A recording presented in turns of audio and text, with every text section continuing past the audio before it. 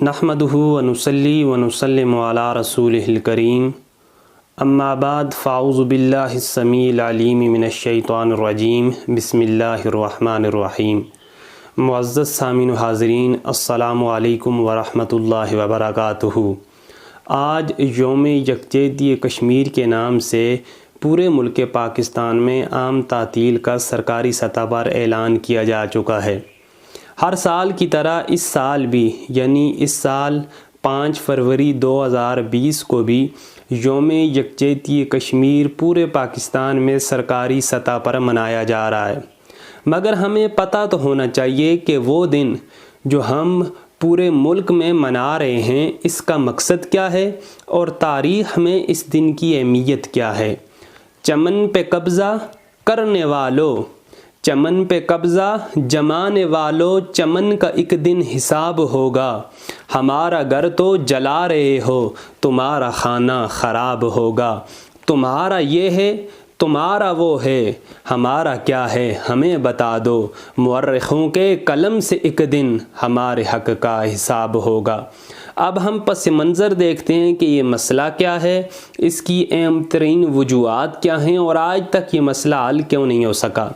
سب سے پہلے ہم یہ جان لیتے ہیں کہ ریاست جموں و کشمیر کا کل رقبہ تقریباً 84,000 مربع میل ہے، جس میں سے 70% حصے پر انڈیا 1947 سے غاصبانہ قبضہ کیے ہوئے۔ اب ریاست جموں و کشمیر کی کل آبادی تقریباً 1 کروڑ سے زائد ہے، اور وہ ہندوؤں کے ظلم و جبر تلے آج بھی اپنی زندگی محکومی کے اس دور میں گزار رہی ہے۔ جبکہ دوسری طرف جو 30% حصہ ہے، اس کو ہم نام دیتے ہیں ریاست آزاد کشمیر کا، جس میں تقریباً 25 لاکھ سے زائد افراد اپنی زندگی آزادانہ طور پر گزار رہے ہیں، اور وہ ریاست جموں و کشمیر کے آزاد شہری ہیں۔ اب یہ مسئلہ شروع کہاں سے ہوتا ہے؟ 1846 میں مسلمانوں کے دشمن انگریز پلید نے ریاست جموں و کشمیر کو اس وقت کا جو ڈوگرا تھا راجہ غلام سندھ کو 75,000 کے عوض فروخت کر دیا تھا۔ پھر چلتے چلتے جب 1947 آیا اور اس وقت جب فیصلہ ہو چکا کہ وہ جگہ جہاں پہ مسلمان زیادہ ہیں وہ پاکستان کو دے دی جائیں، اور وہ جگہیں جہاں پہ ہندو زیادہ ہیں ان کا علاق ہندوستان کے ساتھ کر دیا جائے۔ اب اس وقت وہاں کا ایک ڈوگرا تھا، مہاراجہ تھا، جس کا نام ہری سنگھ تھا، جس نے مسلمانان کشمیر اور معاہدہ تقسیم کی خلاف ورزی کرتے ہوئے جو کشمیر تھا اس کا علاق زبردستی جو ہے انڈیا کے ساتھ کر دیا۔ اب پاکستان اور انڈیا کے بننے کے کچھ ہی وقت کے بعد پہلی جنگ اکتوبر 1947 سے لے کے 1 جنوری 1949 تک لڑی گئی۔ اس جنگ میں پاکستانی قبائلیوں نے، اس جنگ میں پاک فوج نے، اور اس جنگ میں غیور کشمیریوں نے مل کے مسلمانوں نے انڈیا کا مقابلہ کیا، اور ان کے سامنے ایک سیسا پلائی ہوئی دیوار بن کے کھڑے ہو گئے، اور تقریباً 30% جو علاقہ تھا وہ انڈیا سے انہوں نے آزاد کروا لیا۔ اس وقت انڈیا کا جو وزیر اعظم تھا اس کا نام تھا پنڈت جواہر لال نہرو۔ اب اس نے جب یہ دیکھا کہ اتنا حصہ یہ آزاد کشمیر کی صورت میں وہ ہمارے قبضے سے باہر جا چکا ہے، اگر اس جنگ کو یہاں نہ روکا گیا تو نہ صرف یہ جو ریاست مقبوضہ کشمیر ہے یہ بھی ہمارے ہاتھ سے نکل جائے گی، بلکہ یہ جنگ چلتے چلتے پورے ہندوستان تک پھیل سکتی ہے، اور اس سے ہندوستان کو بہت زیادہ ناقابل حد تلافی تک نقصان ہو جاتا ہے۔